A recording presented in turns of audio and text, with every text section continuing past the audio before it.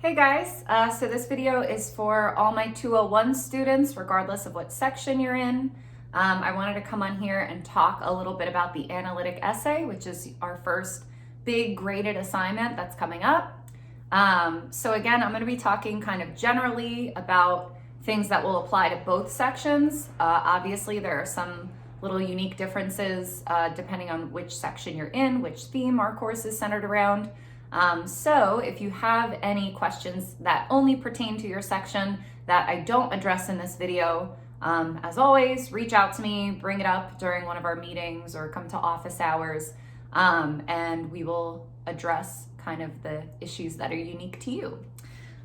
So first things first, let's just kind of talk about what this assignment is, the goals of this assignment. It is basically an essay, right? It's a 5-page essay, and you're going to be engaging with textual evidence from 3 out of our first 4 assigned texts. The purpose of this assignment really is to have like a quick crash course or refresher course on how to choose good textual evidence, how to analyze, closely read textual evidence in the body of a paper, and how to synthesize across multiple sources. You guys know at this point, the heart of this class is the research project, the research paper that you're eventually going to be pitching and working on yourself.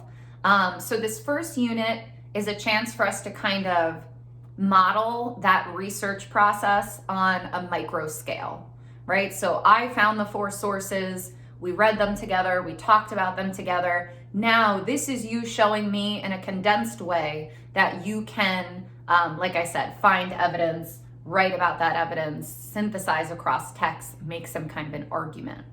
So that's kind of the general goals of the assignment. To go over some more hard details, and I'm pulling all of this. This is the prompt that I have pulled up. There's lots of other materials on Canvas related to this.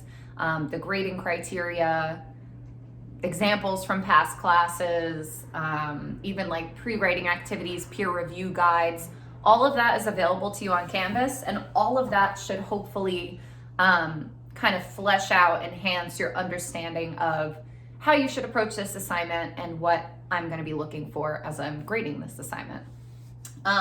So the rough draft is going to be due Wednesday, February 3rd. Final draft due the following Wednesday, February 10th. They're both due by 11:59 p.m. You're going to submit them via the link on Canvas, and there's a few kind of like structural requirements, or I guess just kind of like submission requirements. So I do ask that it's a Word doc. Even if you type in another word processor, you should be able to export it as a Word doc. I do that because I run everything through Turnitin, and Turnitin is able to read Word docs, so we don't have to get into issues with like other file formats that Word has an issue with.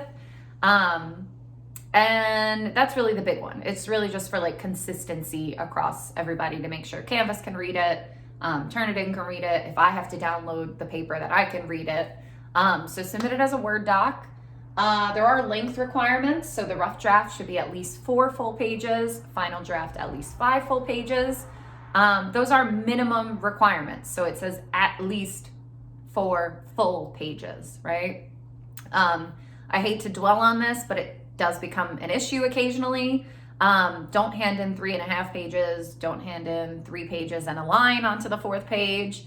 And one issue that I see pretty often is don't hand in something that looks like 4 pages, but the margins are actually way too big, or the font is actually way too big, or the spacing is way too big. This is expected to be at least this requirement in MLA format. So size 12, Times New Roman, 1-inch margins, double space, proper heading, proper page numbers, and all that. You could look up those rules if you have any questions about how to do something, or if you're approaching the formatting correctly. Just reach out to me. Formatting is ultimately not what's most important to me. I'm much more interested in your ideas and the execution and presentation of your ideas. But it does become an issue largely with like length requirements, right? Again, it just kind of gives a baseline fair expectation so that I can compare one person's paper to another person's paper.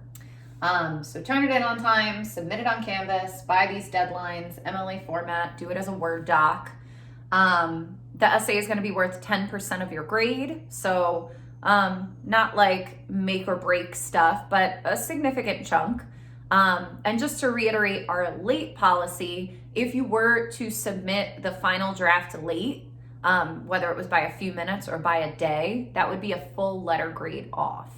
And if you look at the grading criteria, there are only a few grades you could get in writing program courses at Rutgers. So it could be an A, B plus, B, C plus, C, or non-passing. So I kind of like that grading scale. It's quite simplified.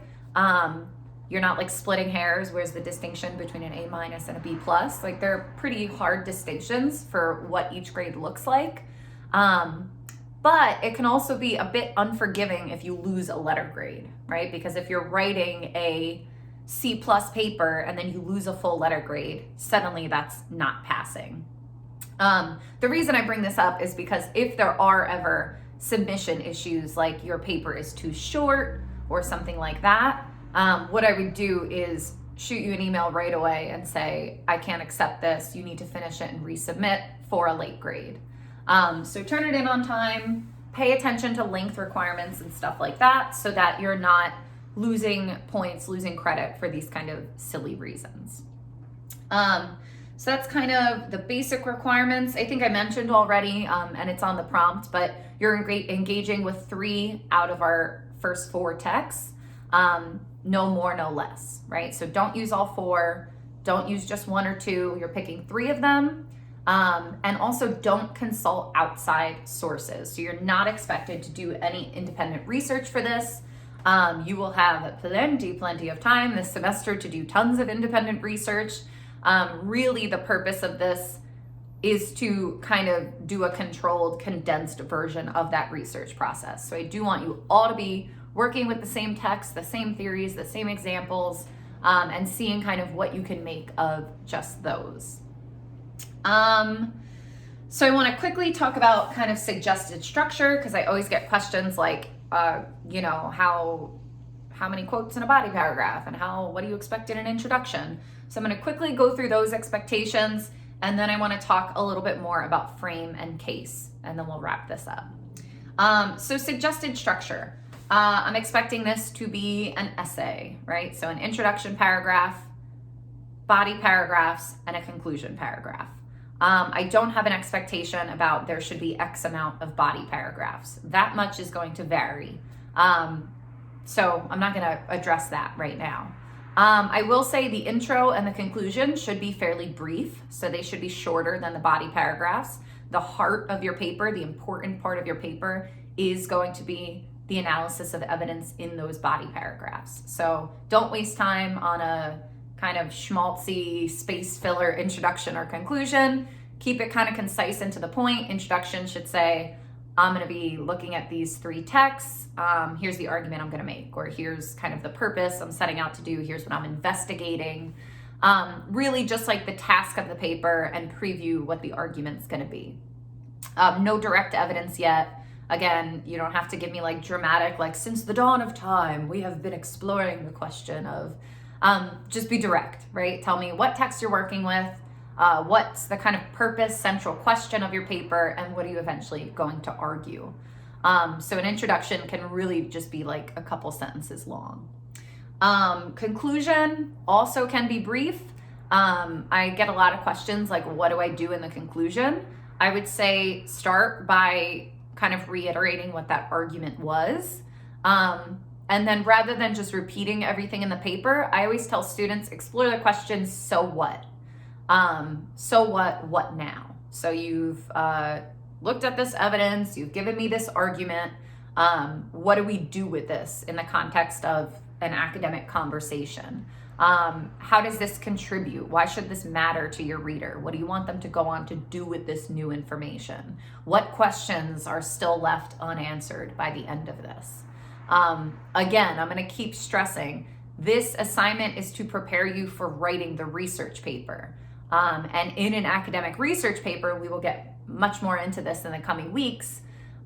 your goal is to participate in this academic conversation, to respond to other scholars, to critique their work, to raise questions that aren't being asked currently.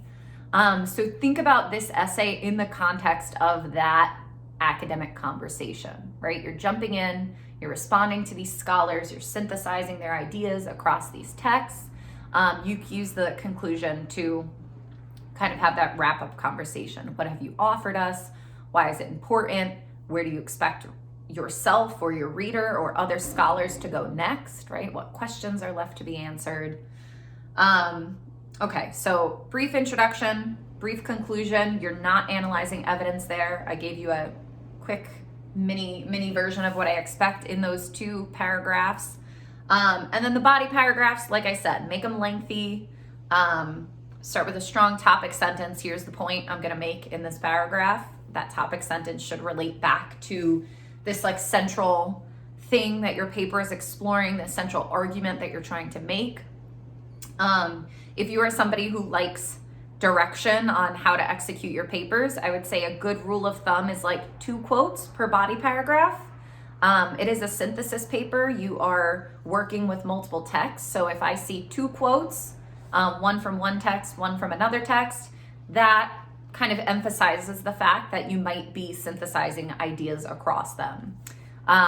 So yeah, that's not like a hard rule. Like there are other ways to execute these essays. But again, if you're trying to play it safe, if you're trying to get some direction from me, I would suggest 2 quotes per paragraph from 2 different texts. Keep them fairly brief.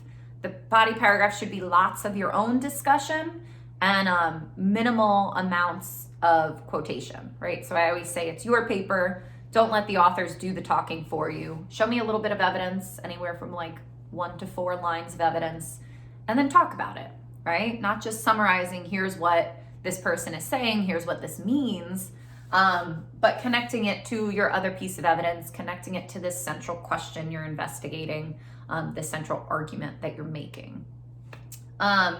So that's kind of the structure that I would shoot for. And again, I know this is quick, but you have email, you have office hours, you have video meetings next week. So please reach out for more elaboration on any of this. The last thing I'm going to talk about is probably the most important, and you're going to hear these terms a lot throughout this semester. I want to talk for a few minutes about frame and case, the concept of drawing frames out of a text, cases out of a text, and then combining them. When it comes time to synthesize, when it comes time to conduct those discussions in the body paragraphs of this paper and of your eventual research paper, I want you to think about combining frame and case across different texts. So we've now had a discussion board activity during week 2 about this. You're going to see more of this language on the prompt. As I said, you'll see this language throughout the whole semester. So for a quick recap, frames are theories, right? They are abstract. They are arguments about how things work, why things happen in the way that they do.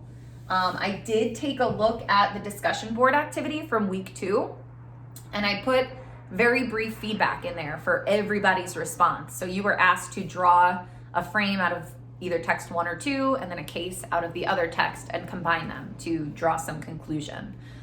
There was a lot of really great work on that discussion board. I was actually really impressed at a first attempt. So if you kind of got it, the thing you drew out was a frame, the thing you drew out was the case, and your combination seemed viable, I just wrote yes under your response. I know, very thorough. So you guys all have access to everybody's responses. So even if you didn't get a yes, take a look at the people who did and use them as models as you're working towards this analytic essay.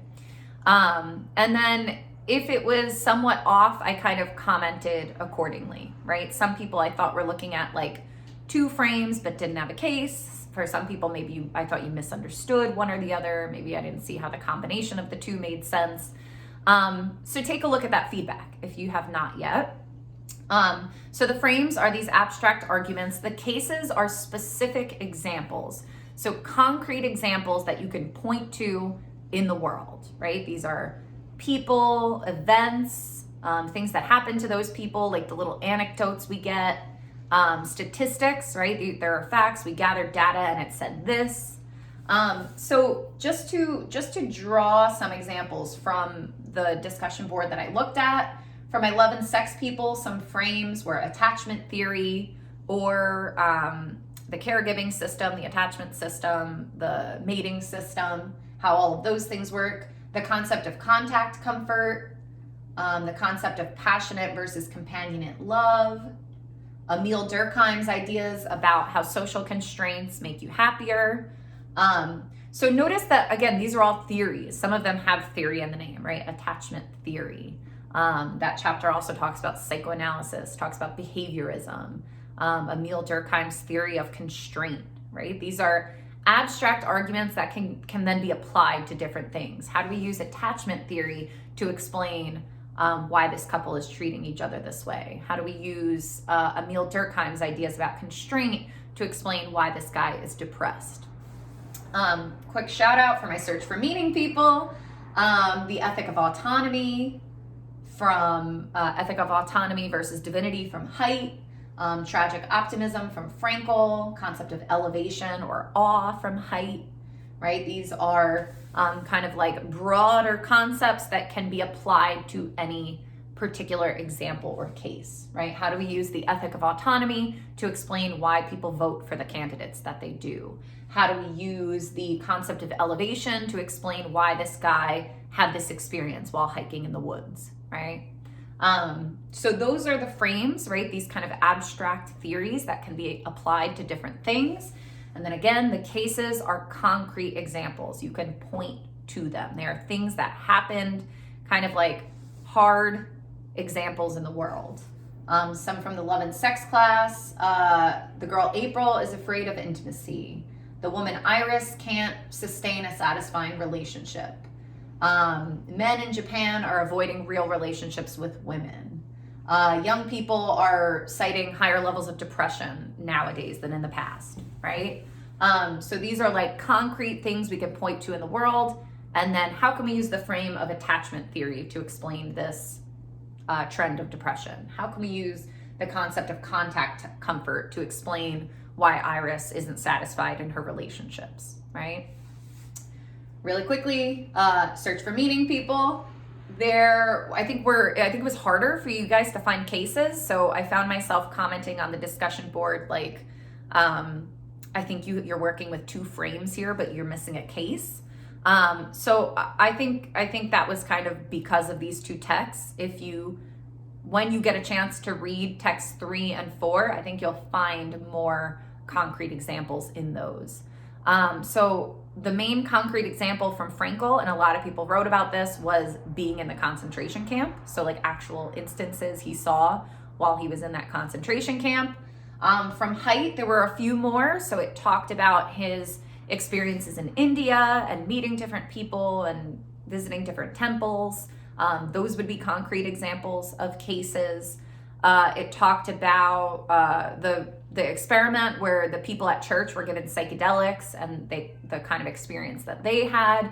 That's an example of a case, right? And hopefully by kind of me talking through this and then again looking at the actual responses from your classmates on the discussion board, you could see how some people started to draw these connections, right? When we use the ethic of divinity to explain how Frankl and his peers got through this experience in the concentration camps, here's what it helps us understand. Here's what it helps us see.